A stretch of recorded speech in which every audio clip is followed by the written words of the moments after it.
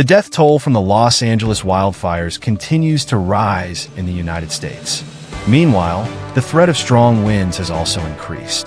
The wildfires are still not under control. The fire has changed direction and spread to new areas. There is concern about the forecast of strong winds. So far, about 30 people have been reported dead.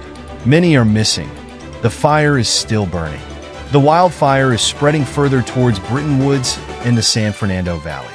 The fire has not been controlled in many areas of Palisades, Eaton, Kenneth, Lydia, Hurst, and Archer.